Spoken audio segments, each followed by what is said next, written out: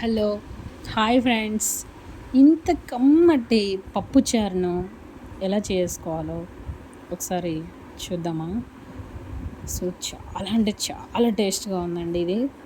ఒకసారి ట్రై చేయండి. పిల్లలు వెజిటేబుల్స్ని విడివిడిగా పెడితే అంత ఇష్టంగా లైక్ చేయరు.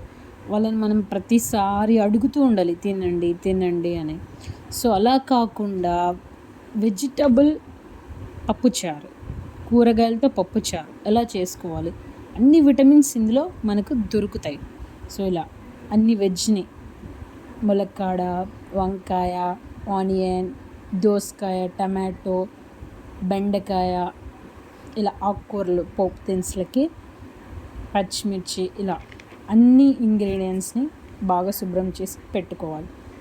కుక్కర్లో మనం కందిపప్పుని తీసుకొని టమాటోస్ని కట్ చేసి అందులో పెట్టుకోవాలి. ఇది చింతపండు మనం యాడ్ చేసుకోవాలి లాస్ట్.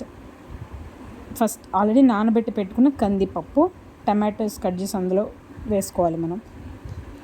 సో ఇలా లైట్గా ఆయిల్ వేసుకొని, పసుపు వేసుకొని, వాటర్ వేసి దాన్ని మనం మెత్తగా ఉడికేలా విజిల్స్ పెట్టుకోవాలి. సో చాలా అంటే చాలా బాగుంటుంది. వన్స్ ట్రై చేయండి. మనం ఆల్రెడీ తీసి పెట్టుకొని కట్ చేసి పెట్టుకున్న వెజిటబుల్స్, కూరగాయలు, ఇలా ఒక ప్యాన్ పెట్టుకొని లైట్గా ఆయిల్ వేసుకొని వాటన్నిటిని అందులో వేసి బాగా మగ్గనివ్వాలి. ఎందుకు ఇలా సపరేట్గా మగ్గనివ్వాలి అంటే పప్పుకి విజిల్స్ కొంచెం ఎక్కువ రావాలి. సో పప్పు మెత్తగా రావాలి.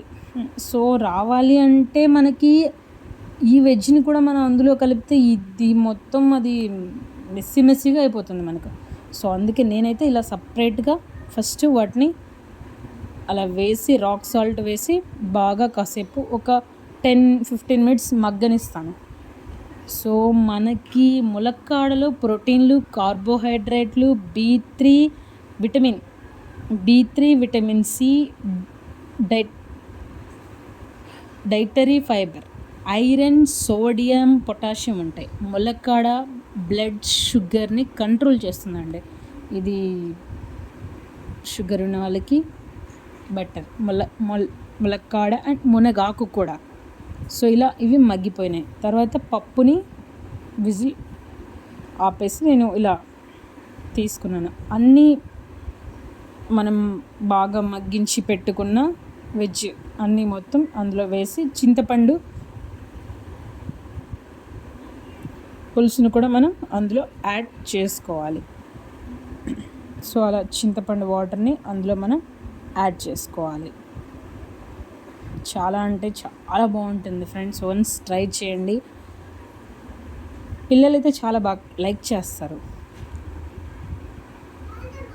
వెజిటబుల్ పప్పుచారు, కూరగాయలతో పప్పుచారు ఎలా చేయాలి? సో ఇలా పోపు దినుసు పెట్టుకుంటున్నాను. బెండకాయలు మనకు విటమిన్ సి మంచి మూలం. ఇందులో విటమిన్ కే ఉంటుంది. విటమిన్ బి2, బి3, బి5, సిఈ, కే పుష్కలంగా ఉంటాయి. సో చాలా మంచిది. టమాటోలో కూడా విటమిన్ సి ఉంటుంది. సో ఇలా బాగా పోపు పెట్టుకోవాలి. పోపు అనేది మనకు కొంచెం మరీ బ్రౌన్ కలర్ కాదు, బాగా మనకు మగ్గితే మంచి ఫ్లేవర్ అనేది మనకు పడుతుంది. ఇలా బాగా పోపు పెట్టుకోవాలి. సో ఫ్రెండ్స్, మీరు కూడా ఒకసారి ఇలా ట్రై చేయండి. ట్రై చేసిన తర్వాత టేస్ట్ ఎలా ఉందో నాకు కామెంట్ చేయండి. చూసి కాదు, ట్రై చేసి మీరు కామెంట్ చేయండి ప్లీజ్.